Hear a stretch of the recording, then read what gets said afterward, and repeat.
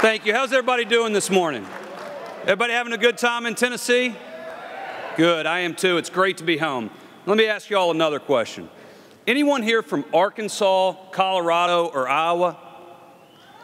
Okay, all right. How about Louisiana, North Carolina, or West Virginia? All right, well, we all owe you a big thanks because you elected pro-gun senators and gave Harry Reid that demotion, so thank you.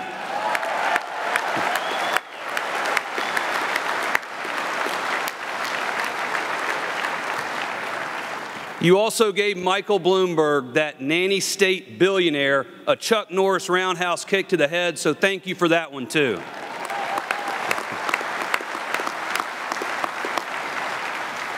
But think about what we were up against.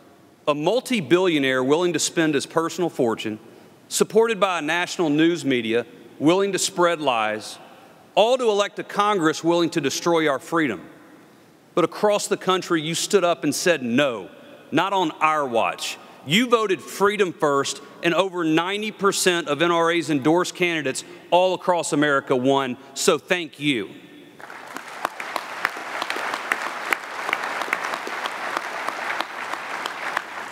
But apparently President Obama was watching SportsCenter and not the election results, because he sure didn't get the message, did he? He says he's got a phone and a pen and he'll just go around Congress and do whatever he damn well pleases.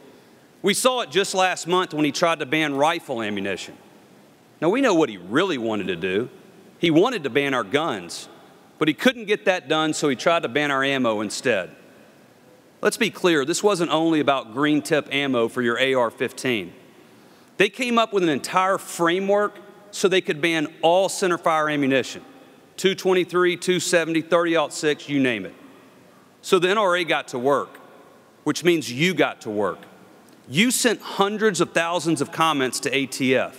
You rallied support from a majority of the House and Senate, and you backed them off for now. Look, this was an important victory, but you and I know this fight isn't over because our opponents never give up. They know they can't overturn the Heller and McDonald decisions yet, so they want to use regulations, fees, and red tape just to make it so difficult on gun owners that you'll give up. Some may fall for that, but you don't. You stand and fight. Joining the NRA's grassroots army proves it. You've made a personal investment in the restoration of freedom, and we've come a long way.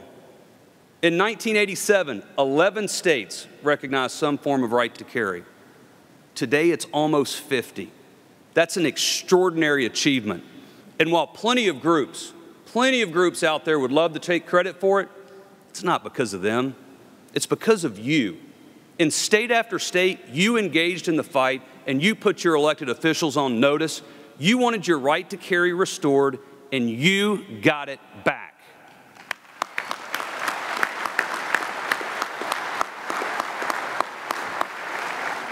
Now, every step of the way, our opponents screamed hysterically that violence would skyrocket if we let law-abiding people carry guns. Well, guess what? They were wrong again. Instead of going up, violent crime has fallen to its lowest level in 40 years. You made America safer by making America freer, and now it's time for Congress to step up. Wayne's right. Good people deserve a fighting chance from criminals from coast to coast. That's why Congress needs to step up and pass national right to carry reciprocity now.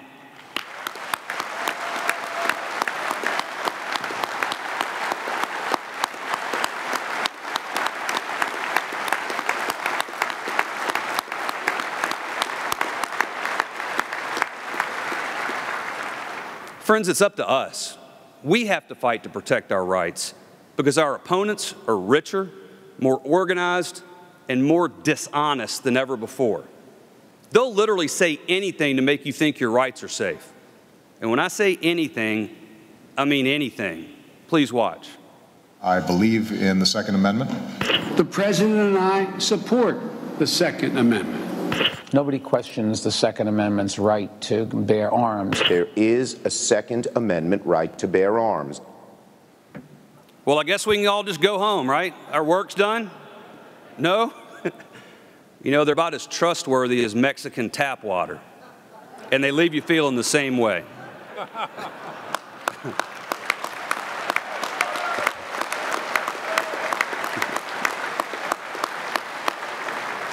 This would all be funny if it weren't so dangerous and dishonest. My parents are here today, and they've always told me to remember who you are, where you come from, and to always tell the truth. It's good advice, but it's lost on our opponents. Just look at Michael Bloomberg. The world's 13th richest man isn't satisfied telling us what to eat and drink. He's using his $36 billion fortune to tell us how to live. Let's look at some of the things he said. If you want to have a gun in your house, I think you're pretty stupid. I do think there are certain times we should infringe on your freedom. You don't know what you care about. You need someone to make those decisions for you. You need someone to make those decisions for you. What's so outrageous is that he's serious. Here's just a partial list of what Bloomberg tried to ban or regulate when he was mayor of New York City. Baby formula, carbon, sodas, sodium, styrofoam, loud headphones, trans fats, tanning salons, and of course, guns.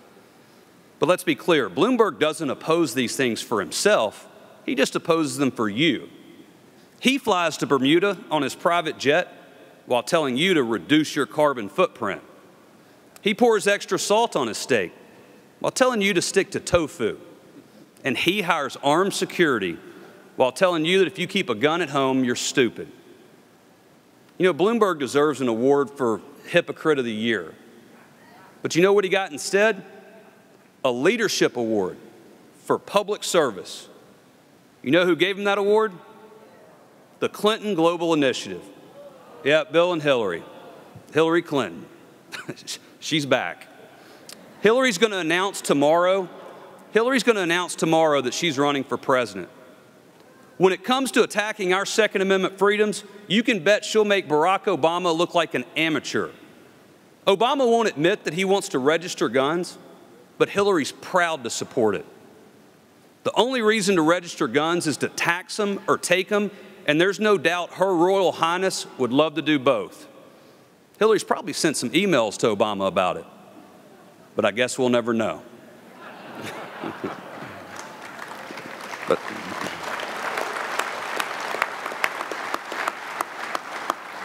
But what we do know is that we'll get more gun bans, more ammo bans, and more anti-gun Supreme Court justices. There's no limit to the destruction of individual freedom she'd cause with 4 or 8 years as president. Think about it. Hillary Clinton as president of the United States until 2025. Scared yet? But as big a threat as Hillary could be, let's not forget how dangerous Obama will be over the next 650 days. We know he's willing to do and say anything to dismantle this freedom. And at a recent town hall meeting, he took dishonesty to a whole new level. Please watch. Our homicide rates are so much higher than other industrialized countries. I mean, by like a mile. By like a mile. Folks, the President of the United States knows that's a lie. Russia's murder rate is more than double ours. Mexico's murder rate is more than 4 times ours. And Brazil's murder rate is almost 5 times ours. But the President never lets the facts get in the way of a good story, and he didn't stop there. You can go on to, in some neighborhoods, and it is easier for you to buy a firearm than it is for you to buy a book. There are neighborhoods where it's easier for you to buy a handgun and clips than it is for you to buy a fresh vegetable. No, that's right. It's actually easier to buy a handgun than a fresh vegetable. It is, and you do get to keep your doctor under Obamacare, and this is the most transparent and open administration in history.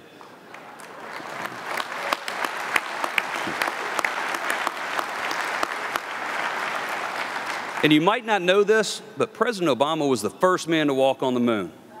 We know it's true because Brian Williams was there with him.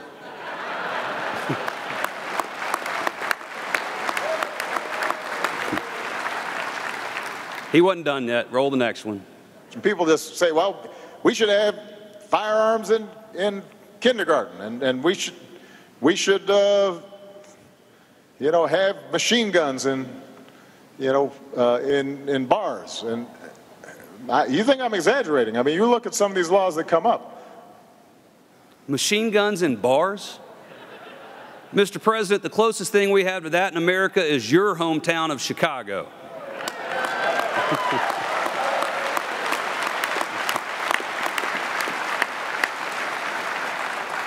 You know what Obama's beloved newspaper, The Washington Post, had to say about his claims? It said the gun debate should not be poisoned by exaggerated claims and false statistics. In other words, poisoned by lies. Folks, Obama says he's not going anywhere for the next 650 days. Well, we have news for the president. Neither are we.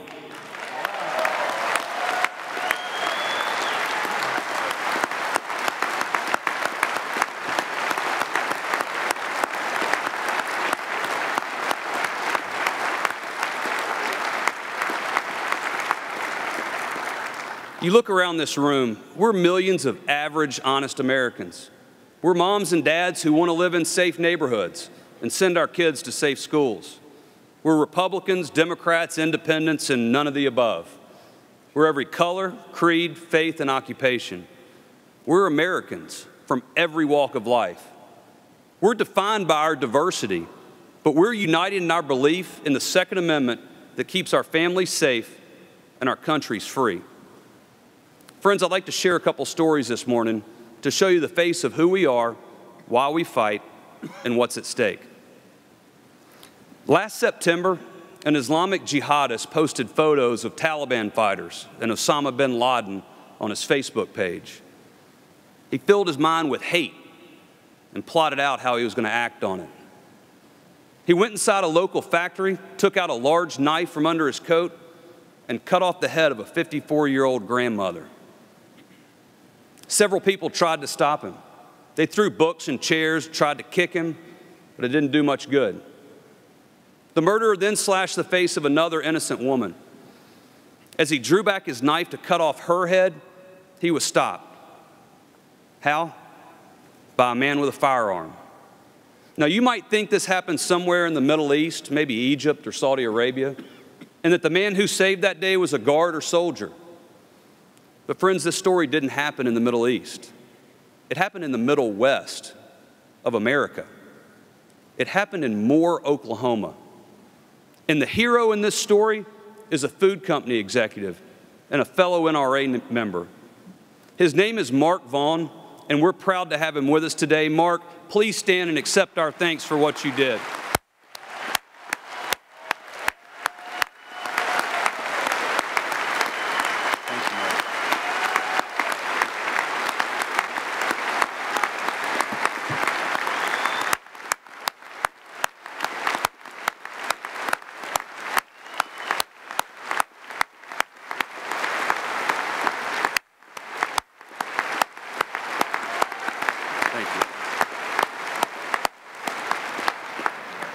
As the county sheriff said afterwards, Mark's actions that day saved lives.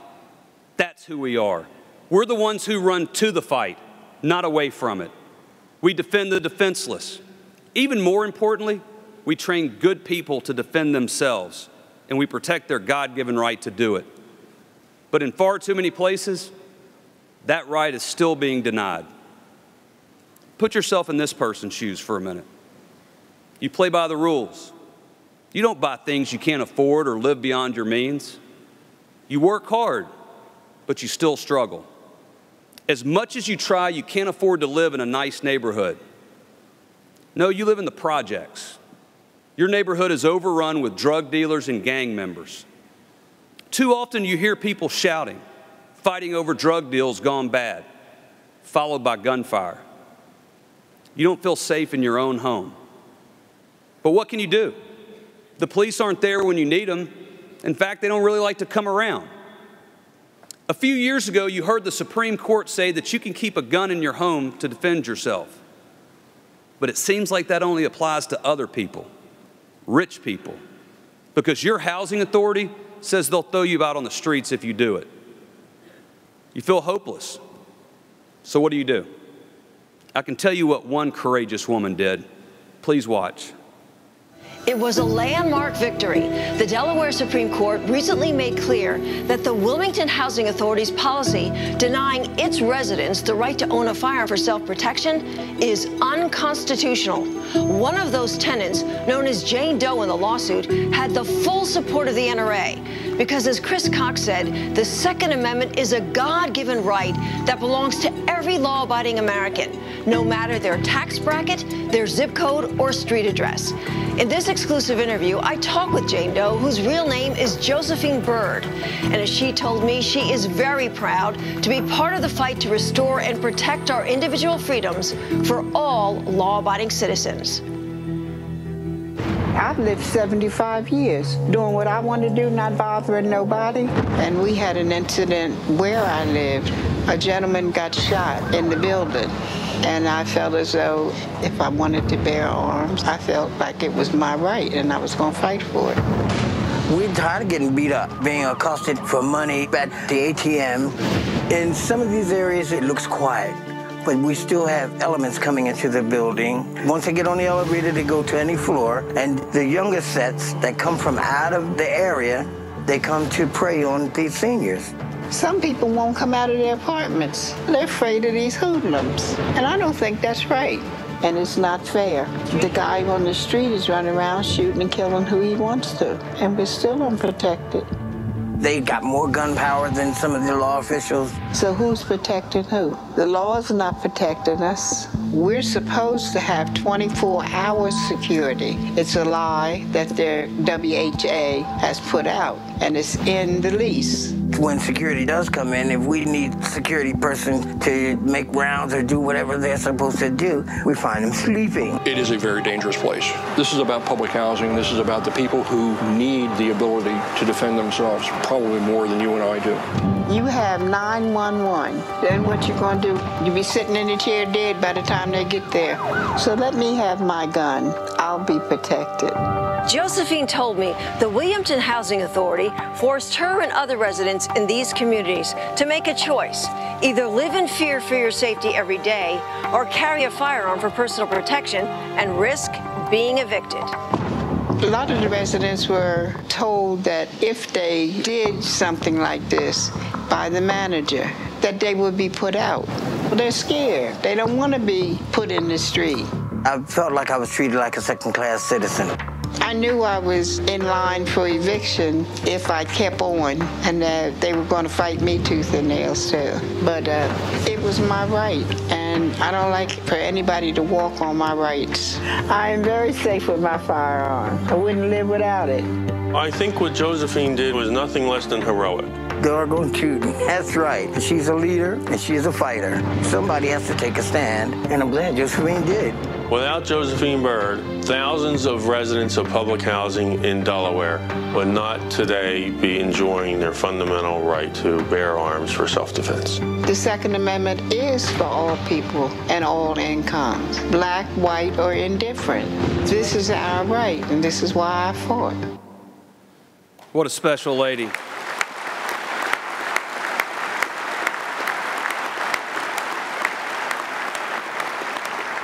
What a special lady. Friends, Josephine Byrd is with us today. Josephine, please stand up and accept our thanks.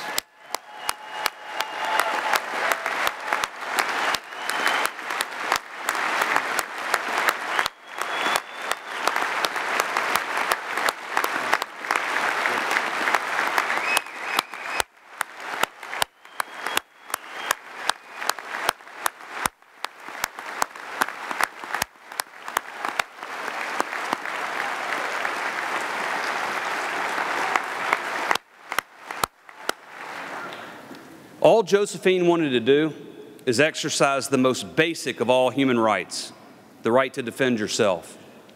Whenever that right is under attack, liberty and justice are on the brink of destruction.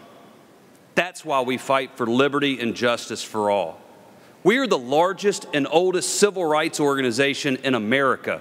We're proud, honest, and patriotic. We're the good guys. We are Mark Vaughn and we are Josephine Byrd. And we will always stand and fight for what's right. So stand up. Stand up if you believe in this freedom. Stand up if you refuse to be treated like a subject.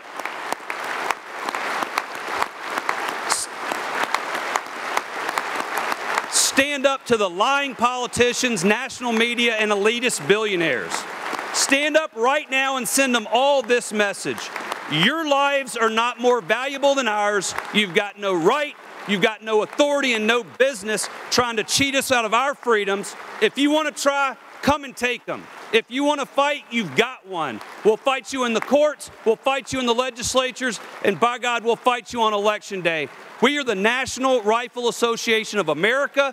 We fight to defend freedom, and we're here to take our country back. Thank you very much.